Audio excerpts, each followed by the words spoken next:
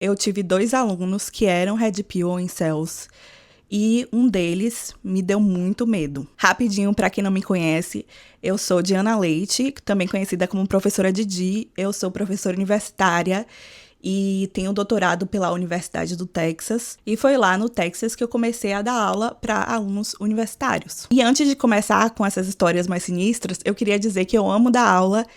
E essas histórias são memoráveis porque elas são, de fato, muito raras. A maioria dos alunos que eu já tive na minha vida me respeitavam, eu respeitava eles e eu tenho uma relação muito boa com alunos. Vamos chamar o primeiro aluno incel de Jorge. Eu sentia até um pouco de empatia por ele, porque eu via que ele tinha um coração bom, mas ele já estava impregnado pelas ideias Red Pill e ele falava das mulheres como se elas fossem tão inferiores, como se as mulheres fossem responsáveis por todas as injustiças, né, que nós sofremos. Ele falava muito em sala de aula sobre como as mulheres estavam em posições financeiras inferiores aos homens porque elas escolhiam empregos que eram pior remunerados, simplesmente pela vontade delas, como se o mundo fosse igual para os homens e mulheres, mas as mulheres simplesmente escolhiam ganhar menos. Os outros alunos já estavam de saco cheio, inclusive tiveram alunos que vieram até mim pedindo que eu não permitisse que ele falasse mais. Eu não posso também tomar uma medida extrema de pedir para um dos meus alunos ficar calado numa aula que praticamente todo mundo é livre para falar, né? E o problema é que essa era uma aula de primeiro semestre que era praticamente uma introdução à redação e uma introdução à pesquisa. Então, os alunos estavam livres para pesquisar sobre temas de seu próprio interesse. E Jorge, que era misógino, que tinha absorvido essas retóricas Red Pill, usava essa liberdade que a gente tinha em sala de aula para trazer as opiniões escabrosas dele, para falar que as mulheres eram inferiores mesmo, para falar que as mulheres não deveriam tentar trabalhar. Ele trazia apenas exemplos anedóticos da vida dele para as redações.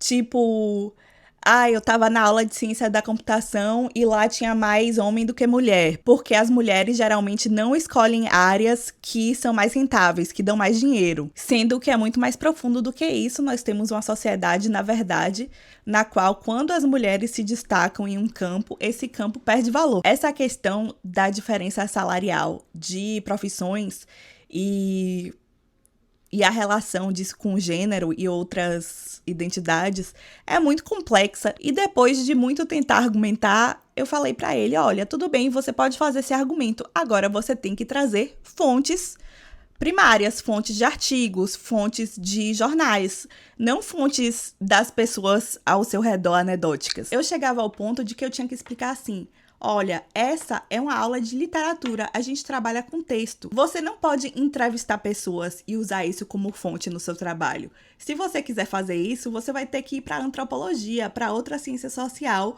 onde isso é feito. E tentava dar aquela explicação didática. Eu estava ali com minha skin de professora, então eu tinha que fazer isso, era parte do meu trabalho.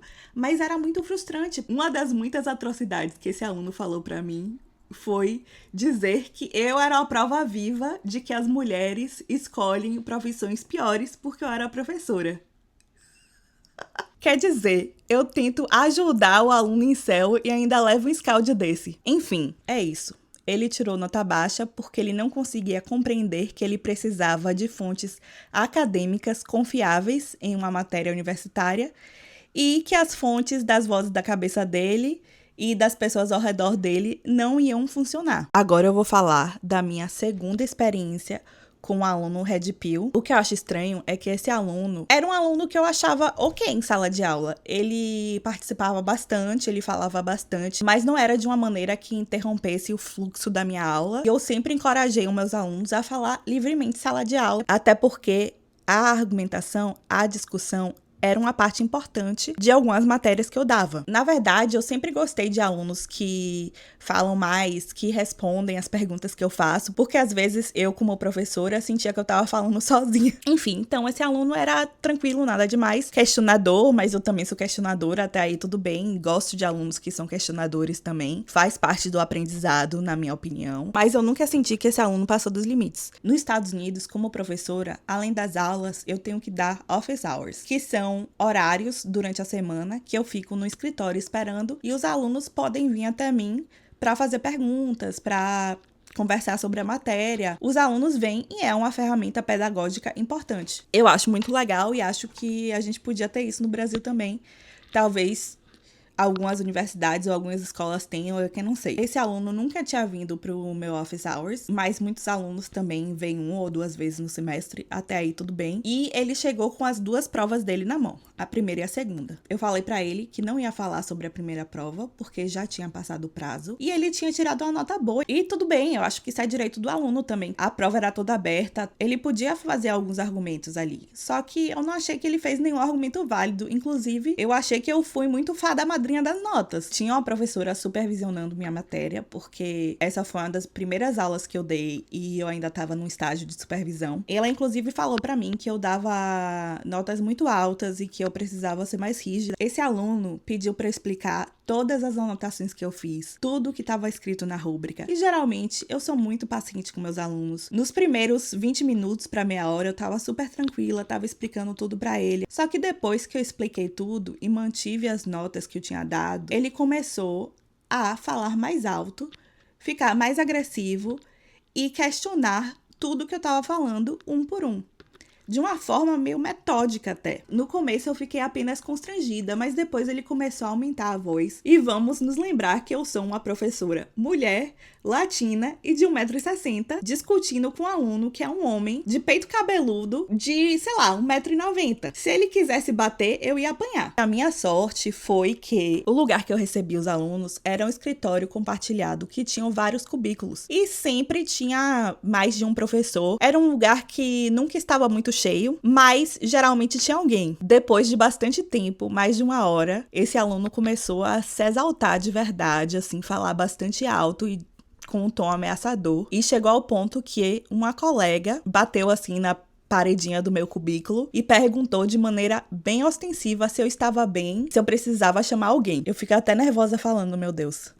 Porque de fato foi uma sensação muito horrível. Foi a única vez que, como professora, eu tive medo de ser agredida por um aluno. Eu senti uma intimidação. Ele estava fazendo uma agressão verbal ali. Só não chegou às vias de fato. E eu não tenho como provar que ele viu algum vídeo ensinando ele a intimidar professores, mas eu acredito nisso porque o jeito que ele estava falando era muito programático. E ele voltava sempre pro mesmo roteiro. Ele voltava sempre pro começo e fazia os mesmos passos. Eu tenho muito orgulho de mim porque eu fui firme, não mudei as notas dele. Eu falei pra colega que era uma mulher, lógico, sororidade, que não precisava chamar ninguém, mas que eu já ia terminar. Então aquilo foi importante até para dar um ponto final naquela conversa que durou mais de 1 hora. Em nenhum momento eu deixei de ser profissional, em nenhum momento eu tratei aquele aluno mal, mas eu fui firme, não desci do meu salto de professora, agi de uma forma totalmente condizente com o que eu acredito, com a minha pedagogia. Porém, se alguma coisa desse tipo acontecer no futuro, eu vou dar um ponto final muito antes. Eu não vou deixar o aluno continuar